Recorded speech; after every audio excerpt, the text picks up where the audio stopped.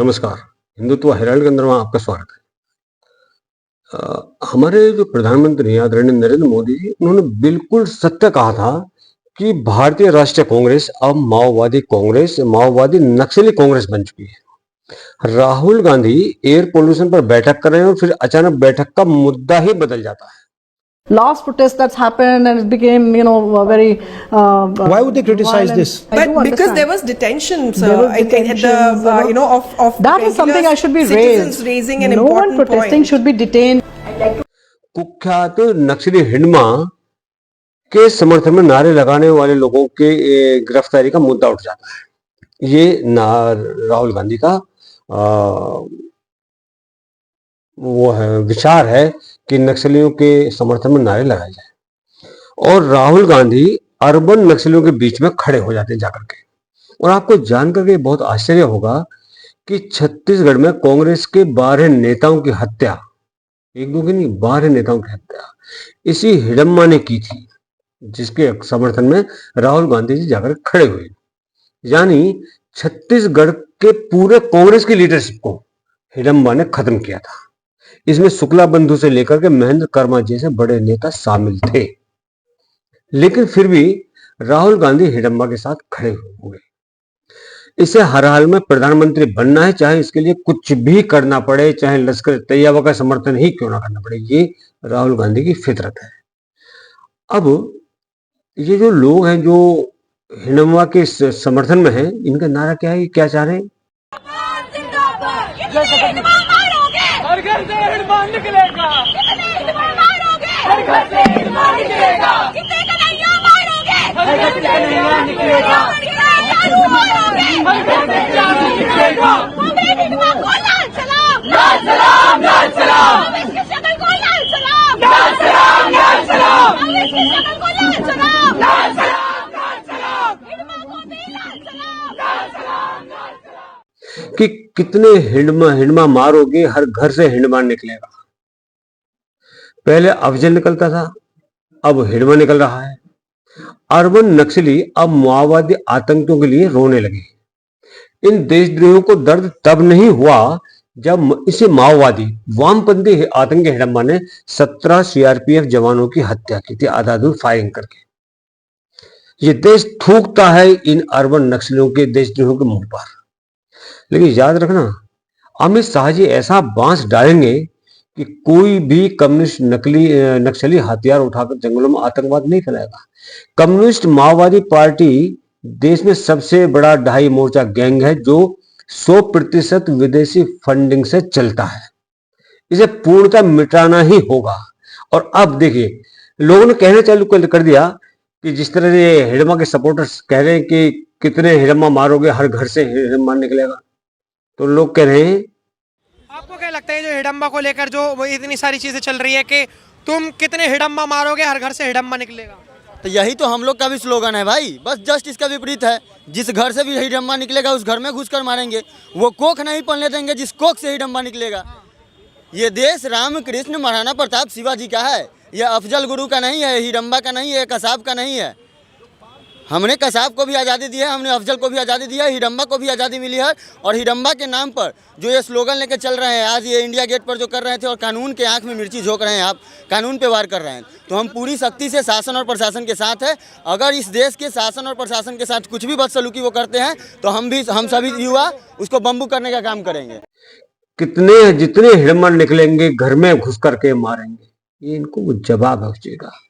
अब एक चीज और भी है कि जब से एसआईआर का मुद्दा चालू हुआ, तब से जितने भी बांग्लादेश और रोहिंग्या हैं वो सारे देश छोड़ करके जा रहे हैं, भारत को छोड़ करके जा रहे हैं। लेकिन एक इन लोगों के साथ में एक मैंने बहुत ही असामान्य व्यवहार देखा, जो कि अगर आप गौर से देखोगे तो बहुत ही बड़ा चिंता का विषय है।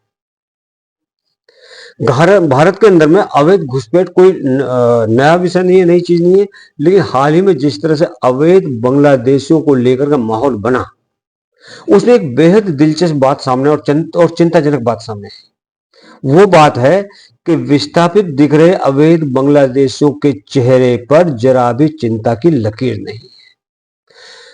आमतौर पर कोई भी व्यक्ति जब अपना घर बार छोड़ करके जाता है, अनिश्चित भविष्य की ओर धकेला जाता है, तो उसके चेहरे पर घबराहट होती है, बेचैनी होती है, तनाव होता है। ये सब चीज आसानी से आपको देखी जा सकती है, आप देख सकते हैं इनको। लेकिन यहाँ तस्वीर बिल्कुल उसके उल्टी है। जो लोग अवैध तरीके से यहाँ पर रह रहे थे भारत के अंदर में, उन्हें अब जब वापस भेजा जा रहा है तो उनके चेहरे पर पूरी तरह से शांति है, निर्भीकता है और बिना किसी घबराहट के ये लोग दिखाई दे रहे हैं। तो आखिर माजरा क्या है, ये व्यवहार स्वाभाविक क्यों लगता है?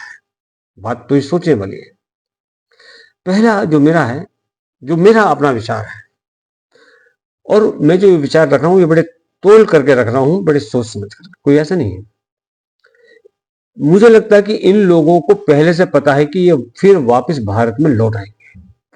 यहाँ के जो राजनीतिक दल हैं, जो विपक्षी पार्टियां हैं, वो इनको फिर दोबारा से वापस लेकर के आएंगे, इस चीज का इनको पूर्ण विश्वास है। कई बार रिपोर्ट में ये भी सामने आया है कि अवैध घुसपैठिए सीमा को ऐसे पार करते हैं जैसे कोई रोजमर्रा की ये गतिविधि हो, रोजमर्रा की एक्टिविटी हो। उन्हें रास्ते, दलालों और सिस्टम की खामियों की इतनी जानकारी होती है कि उनके लिए वापस घुसना कोई भी मुश्किल काम नहीं है, और शायद इसीलिए इन्हें भविष्य को लेकर कोई डर नहीं है।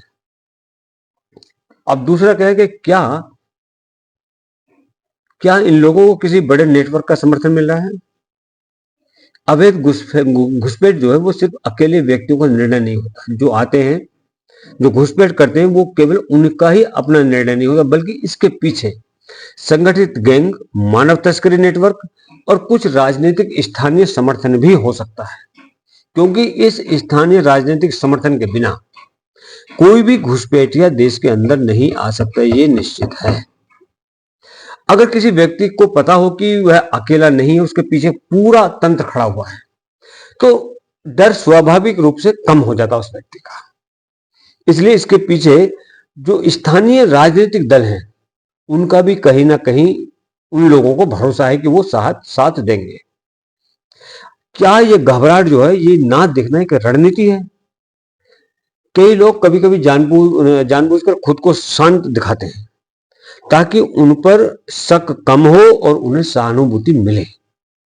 यह भी एक कारण हो सकता है कि चेहरे पर भाव नियंत्रित रखे जाते हैं। चौथा जो मेरा बिंदु है इसमें, वो कि क्या इन्हें भारत में वापस आने की उम्मीद है? कई विशेषज्ञ कहते हैं कि सीमा पर निगरानी कमजोर होने से घुसपैठ बार बार सफल हो जाती है। अगर अवैध बांग्लादेशियों को लगता है कि थोड़े समय बाद में वो फिर लौट आएंगे, तो उनके लिए विस्थापन सिर्फ एक अस्थायी व्यवधान है, एक अस्थायी टेम्परेरी प्रॉब्लम है, तो कोई डरने की बात नहीं है। तो ये पूरा जो मामला है कि भारत के आंतरिक सुरक्षा और डेमोग्राफी संतुलन से जुड़ा हुआ है। चेहरों पर चिंता ना दिखना सिर्फ एक मनोवैज्ञानिक संकेत नहीं है, बल्कि एक सिस्टम की बड़ी कमजोरी का संकेत हो सकता है। यह स्थिति असामान्य है और यही बात सवाल उठाती है, क्या ये लोग वास्तव में विस्थापित हैं या ये सिर्फ एक औपचारिक प्रक्रिया बन चुकी है? ये सोचना आपको होगा कि ये आखिर असलियत क्या है। और दूसरा, जो ये सारा मैंने कहा, ये यूं ही नहीं कहा, चाहे वो रोहिंग्या हो, चाहे वो बांग्लादेशी हो, लेकिन हैं सारे ही मुसलमान। और ये गांधी खानदान की मैं बात करता हूँ, ये पंडित जी से लेकर के, मतलब नेहरू जी से लेकर और आज तक इनकी मानसिकता वही इस्लामिक रही है। और ये सबूत ये डेक्कन हेराल्ड न्यूज़पेपर की कटिंग है, जो कि 1961 में पब्लिश हुई थी, और इसमें नेहरू जी ने जो कहा था वो इसमें लिखा हुआ, वो पढ़िएगा। बाकी मैं आपके ऊपर छोड़ता हूं कि आप बांग्लादेश और रोहिंग्याओं के भारत से निकाले जाने को किस ढंग से लेते हैं? क्या इनकी वापसी पुनः होगी स्थानीय राजनेताओं के द्वारा या कुछ और? अपने जवाब कमेंट में जरूर लिखिएगा। और वीडियो अगर आपको अच्छा लगा तो लाइक कीजिए, शेयर कीजिए और सब्सक्राइब कीजिए। जय हिंद, जय भारत, जय श्री राम।